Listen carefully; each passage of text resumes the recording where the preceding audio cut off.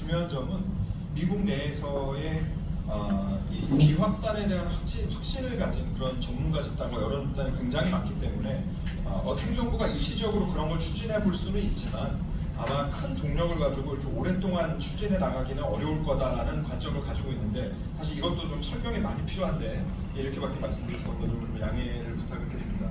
그리고 이제 지금 주셨던 질문 중에 거부적 억제와 징벌적 억제를 한국과 같은 이런 굉장히 좁은 공간에서 구별하는 의미가 있느냐라는 질문을 주셨고, 그것이 이제 두 번째 최 박사님께서 주신 질문과 연결해서 좀 답변을 드리면 굉장히 중요한 주제라고 생각합니다. 그러니까 사실은 억제는 거부적 억제라는 것은 그 상대의 공격 자체가 성공 못하게 하는 거죠. 그리고 응징적 억제라는 것은 공격을 했는데 그거보다 더 큰 피해가 자기에게 초래되기 때문에 공격을 못하게 하는 것이죠.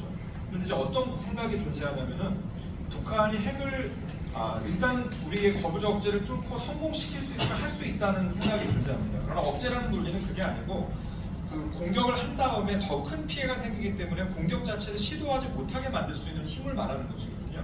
그래서 이론적 차원에서 이제 거부적 억제와 응징적 억제가 둘 다 작용을 하는데, 그것이 이제 얼마만큼 뭐가 더 중요하냐. 예를 들어 거부적 억제가 상당히 약화됐다. 그러니까 북한이 우리가 알고 있는 고체 발사체라든지 아니면은 미사일 방어를 우회할 수 있는 수단들을 만들어서 거부적 억제가 상당히 무너졌다. 그럼 억제가 존재하지 않는 거냐? 아니면 여전히 응징적 억제가 정말 억제의 본질이기 때문에 90% 이상의 억제력이 존재하고 있는 거냐는 상당히 따져봐야 될 문제라는 것이죠. 단순한 문제가 아니고 이론적인 주제라는 거고요. 바로 그러한 점에서 최 박사님께서 사실은 굉장히 정교하게 이런 주장과 생각을 가지고 계신 분이 많이 계신 것으로 알고 있기 때문에 타당한 질문을 해주셨고 아주 또 정리를 잘해서 날카롭게 해주셨다고 생각합니다. 제가 뭐 가능한 범위 내에서 답변을 드리면요. 먼저 북핵에 대한 과도 평가보다 과소 평가가 문제다라고 말씀해 주셨는데, 그 맥락에서는 그 말씀에 저도 동감입니다. 그러니까 존재하는 위협 자체를 무시하자는 것은 아니고요. 근데 여기서 과대 평가라는 것은 미국이 가지고 있는 억제 체제와 확장 억제 체제와 상대적으로 비교를 해보자는 거죠. 이것도 역시 사실은 핵 억제의 정교한 이론을 가지고 논의를 할 필요가 있는데, 예를 통해서 말씀드리겠습니다. 그러니까 우크라이나 전쟁 2022년 2월에 발발했죠. 그 이후에 푸틴의 핵사용 위협이 계속됐습니다만 2022년 8월에 정점에 이르렀습니다. 근데 그 당시에 미국 내에서 만약 푸틴이 정말 핵을 사용한다면 어떻게 미국이 대응할까? 우크라이나 나토 형국이 아니고 동맹국도 아니기 때문에 미국이 과연 어떻게 대응할까에 대해서 세 가지 의견이 있었습니다. 어쨌든 핵을 사용했기 때문에 전략 핵보복을 한다. 두 번째로는 그 러시아가 사용한 핵에 상응하는 한 2배 정도의 전술핵 보복을 한다. 마지막으로는 대규모 재래식 보복을 하는데, 그 재래식 보복은 우크라이나 영토 내에 들어와 있는 모든 러시아군의 파괴, 그리고 흑해에 존재한 러시아 함대의 파괴, 즉 굉장히 강력한 파괴였습니다. 근데 그 당시에 80~90%의 뉴욕타임스에서 여론조사를 했는데요. 80~90%의 미국 전문가들은 재래식 보복을 해야 된다고 했습니다. 즉 핵보복이 아니죠. 물론 그래서 제가 지금 말씀드리는 것은 학술적인 주장이 되기는 어렵지만, 어쨌든 우리는 지금 이 순간까지 여러 가지 부역설이 있었지만 푸틴이 핵을 사용하지 못한 것은 미국이 대부분 미국 전문가들이 재래식으로 보복할 거라고 말하고 있음에도 푸틴이 핵을 사용하지 못했다는 거죠. 그렇다면 한반도 상황에서 아까 말씀하신 북한이 선제적으로 전술핵을 사용하는 시나리오가 과연 가능하냐? 미국이 핵보복을 못할 수 있습니다. 김정은이 그런 식으로 가정할 수 있습니다. 그러나 우리가 대규모 재래식으로 보복할 것은 거의 확실합니다. 한국이 보복할 거 거의 확실하죠.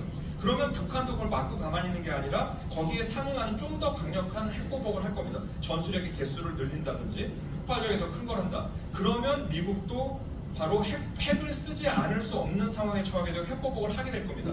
이 에스컬레이션의 연쇄작용이 핵 사용을 막고 있는 거죠. 즉 러시아에서도 미국이 재래식으로 보복을 하지만 거기에 대해서 러시아가 더 큰 상태의 핵보복을 하게 된다면 나토에 있는 전술핵이나 배치되어 있는 전술핵이나 미국의 더 강력한 핵전력이 온다고 생각하기 때문에 이 에스컬레이션 레더에서 결국은 핵을 사용할 수 있는, 성공적으로 사용할 수 있는 기회가 없다라고 판단하게 만들 수 있다는 것이죠. 그래서 그런 관점에서 북한이 핵을 사용하는 것은 생각보다 그렇게 간단하지 않다. 그러니까 아무리 비율이 적더라도 김정은도 자기의 생존을 보장해야 되고 적어도 평양 왕국을 보호해야 되기 때문에 핵을 사용하는 것이 그렇게 간단치 않다. 즉 우리의 억제 체제와 미국의 확장 억제와 핵 능력과 균형의 관점에서 평가를 하자는 거죠. 너무 과대하게 북한의 핵을 과대평가하는 것은 문제가 있다 이렇게 말씀드리겠습니다.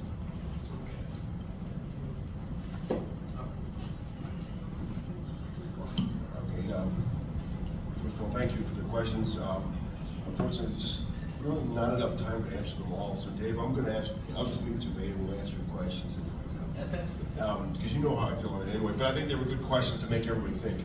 The question I really want to get to is about the cadet. So I'll answer that from the cadet. It's always an excellent question. I'll get to at the end. But as to the American question about American excluding Korea, I think that's the effect. But I think it's often because America is simply distracted. With the global global order we're trying to protect, China, Russia, all these other things, it probably comes across as excluding. I don't think that's reality. I think that's just the result. But you know, every country looks after its own interests, and I think that unfortunately the effect sometimes it appears that way. But I think, to be honest, this is the longest and strongest alliance that we have, and I think it's important. But a distracted America is not helpful to that. And finally, the question about the nuclear submarines, that's another political conversation that well beyond my pay grade. But I think that the U.S. again being distracted, being focused on China, if South Korea wanted to pursue nuclear submarines, I think that the opening bid would be, hey, we know you have a problem with China. We're willing to have that conversation. If we build submarines, clearly there's a problem there.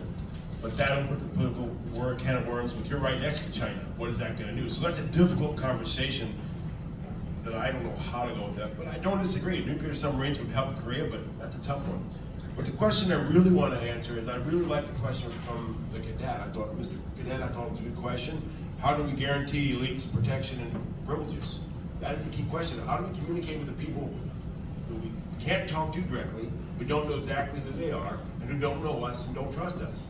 And that's where it comes down to, they have a narrative from Kim Jong-un regime, the 10 principles of monolithic ideology, and the weekly self-criticism, saying well, talking about sessions every week. It's how Kim maintains control. And you know, if you read Bob Collins' books, he writes extensive effective research on this. But it's also backed up with Taylor Ho's book, Secretary from the Password from the Third Force Secretariat. The second paragraph of the first page, he talks about that's the core of the control of the regime. So we have to counter that. So it's something like a 10-point problem. You know, it's not the tactics of Dave. How do we actually? What actual actions do we do? I think it's a great idea, the cell phones, but it's incredibly behind our narrative. We need to speak to the Korean people in North publicly, give them public assurances of what our beliefs are, and then convince them. Because the information, the things that Dave talks about, the movies, other things that go through, that's what convinced, that's what brings, what they ultimately convince them. But it's our sincerity of our message. Are we the higher ground? And I think, so your point, Cadet, is that they have to believe that what we're saying is true. The information they hear, movies, that stuff kind of provides background information, but if they believe and it convinces them of our sincerity, and it's different, the empirical evidence from different factors will tell you different things that resonated, but ultimately I think it's the sincerity of our narrative versus the Kim Jong-un narrative. And I think we, the United States in the Rock Alliance could win that conversation, but we have to start it. That takes a public effort. Thank you. Dr. Kim, you have 2 minutes less than. 예. 우리 썰 교수님 그 펼치는 논지에 대해서 시간이 더 허용되면 오랫동안 토론하고 싶은 게 좀 있는데 뭐 다음에 하도록 하겠습니다. 그다음에 우리 빈센조 박사님 정말로 가치 있는 조언을 해주셨어요. 우리 대북 방송에 바로 반영해야 돼요. 이런 거. I'll try to make recommendations through some channels. 그 대북 정보전 심리전 굉장히 소중한 제안을 하신 것입니다. 핵잠수함 우리 이장님이 말씀하셨으니까요. 제가 좀 첨언을 드리자면 사실 저는 핵 문제를 40년 정도 공부를 했습니다만은 핵을 가진 핵잠수함이 핵전쟁을 억제하는 가장 효자였습니다. Nobody can deny that. 예. 궁극적인 응징 능력, 핵잠수함은 침투성, 은밀성 때문에 적이 선제 공격을 못하니까. 그런데 한국에는 안타깝게도 아직 우리 내부에 합의가 없습니다. 제가 알기로는 국방부에서도 해군의 핵추진 잠수함의 취급성에 대해서 국방부 간의 합의가 아직 없는 걸로 알고 있고요. 더 큰 문제점은 우리의 폴리티컬 스테빌리티입니다. 미국이 이런 얘기를 하지는 않지만 한국이 이런 협력을 하려면 폴리티컬 스테빌리티를 우리가 먼저 만들어야 한다. 그리고 정말 1분만 주십시오. 정말 굉장히 중요한 어나운스먼트를 하나 드리겠습니다. 지금 중수로 월성 1호기가 조기 폐쇄된 거 알고 계십니까? 저는 중수로 문제에 대해서 굉장히 제가 폴리티컬 사이언티스트이지만 사실 핵공학적도 많이 연구를 했습니다. 사실은 중수로가 없어지면 나중에 우리가 핵무기 수소폭탄 원폭이 필요해도 그 만들 수 있는 기반이 다 없어집니다. 이거를 알기 때문에 지금 안보계하고 원자력계가 합심해서 중소로 지키기 운동을 하고 있습니다. 10월 2일 날 국회에서 세미나도 하고 저도 발표를 합니다. 기술적인 문제는 말씀드리지 않겠습니다만은 지난번 월성 1호기가 설계 수명이 끝나기도 전에 조기 폐쇄가 됐습니다. 이게 박정희 대통령이 어마어마한 북극 강병의 뜻을 가지고 정말 온갖 고초 끝에 심어놓은 배고동인데 2호기, 3호기, 4호기 3개가 지금 남아 있습니다. 똑같은 논리를 적용하면 수년 안에 다 폐기돼야 됩니다. 이 문제가 안보 차원에서도 굉장히 심각하기 때문에 여러분들 우리 한국보다 다 관심을 가져주시기를 바라는 말씀 차원에서 제가 어나운스먼트 드렸습니다. 죄송합니다. 정말 감사합니다. 여기 끝내기 전에 생도 분 한 분이 질문한 내용은 우리 박 박사님께서 한 번 더 대답해 주실 겁니다. 네, 기회 주셔서 감사합니다. 우리가 북한 정권에 대해서 굉장히 원칙적이고 보편적인 기준을 가지고 이제 접근하는 건 필요하지만 한편으로는 북한 엘리트 세력을 이게 김씨 정권을 옹호하는 리더십으로 이렇게 같이 볼 것이냐, 아니면은 윤석열 정부의 담대한 구상에는 인도적 지원의 중요성이 굉장히 북한 주민을 상대로 한 인도적 지원의 중요성도 많이 강조되고 있습니다. 북한이 조금만 비핵화 성의만 보였다면, 예전부터 우리가 북한 정권은 미워하되 북한 주민은 품절하 이런 얘기들이 많이 있었죠. 그래서 아까 서린유 박사가 말씀 중에 들으셨나 모르겠네요. 평양 왕국이라는 표현을 썼죠. 그래서 한 15% 되는 북한의 엘리트 집단을 데리고 똘똘 뭉쳐 사는 거죠. 김정은은 85%의 일반 대중의 대부분의 북한 주민들은 정보도 없고 지식도 없고 돈도 없고 뒤집을 힘이 없는 거예요. 15%의 이제 평양 왕국을 건설하고 사는 건데, 그런데 그 엘리트 세력이 그 중에서도 김정은이 처음에 집권했을 때 병진 전략이라는 것을 썼던 거 기억하시죠? 그러니까 이제 군사적으로 나아가는 것과 강군 정치를 쓰는 것과 경제 성장을 같이 하자는 건데, 그 북한 내부에도 아주 안경한 강경파들이 있고 또 괴화파라고 부릴 수 있는 그런 세력들도 있습니다. 그래서 국가안보를 포기하고 김씨 집단만 살면은 국가안보가 리더십 안보가 보장되기 때문에 국가안보가 상관없다라는 그 독특한 생각을 가지고 있는 그 세력의 엘리트 집단이 굉장히 적극적으로 가담을 하고 있는데,